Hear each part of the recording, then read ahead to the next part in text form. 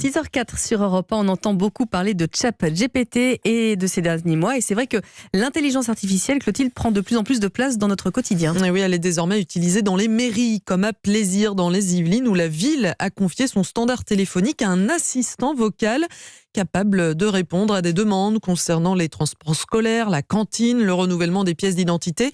Il peut donner des informations sur plus de 200 thématiques en moins de 2 minutes. Test réalisé par Clément Barguin. Quand on appelle le standard de la mairie de Plaisir, c'est Optimus qui décroche. Je suis Optimus, votre nouvel assistant conversationnel. Un assistant vocal capable de répondre à un nombre illimité d'appels en même temps, alors qu'avant 70% des appels étaient perdus.